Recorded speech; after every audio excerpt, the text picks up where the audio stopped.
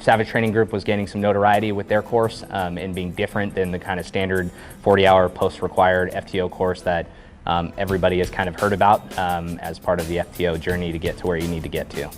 Speaking to the current students today in Savage Training Group's course, I was really just trying to give some experience on maybe some pitfalls. Any prospective FTO who's selected to be an FTO does need to go through a 40-hour post-approved course in the state of California. A bad course in a sentence looks like 40 hours of adult learning theory, which I think everybody is kind of ready for when they become an FTO, is to go sit in that week-long course that they've heard so much about.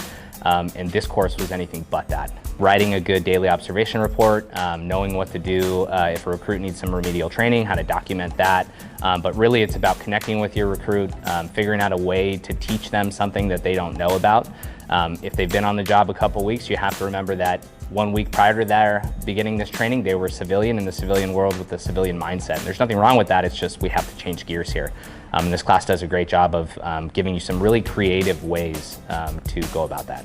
All the instructors were great in their own ways and encouraging you to go outside of the normal post-type learning objectives and really consulting the internet, consulting medical studies or collegiate type studies, and trying to get you to open your mind a little bit and get your training from elsewhere. Really that it's not your job to be overly invested as the field training officer in things like whether your recruit makes it or not being overly invested in some of the maybe poor decisions they make and how they're handled at a different level, right? Our job, as I learned in this course, is to teach, evaluate, and document, right? And that's kind of it. If we do those three things every single day, could there be decisions that are made outside of that realm? Yes, but not by us, right? We don't want to be overly invested in whether this young officer or inexperienced officer should make it or not. We should just be worried about the training that we're giving them, the evaluations that we're doing, and making sure that we're documenting everything that we need to document,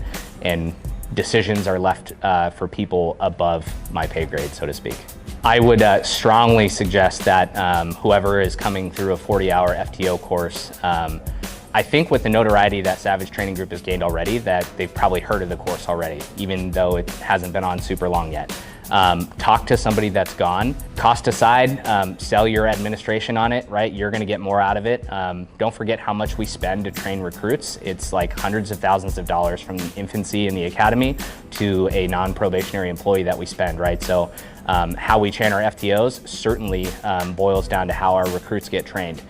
So if you're going to train them better because of the course you went to, that's money well spent at the administration level. My only recommendation, especially when it comes to FTO, is to come to this course, see how the three very different instructor styles all mesh well together. It's something unlike anything else in the best way possible.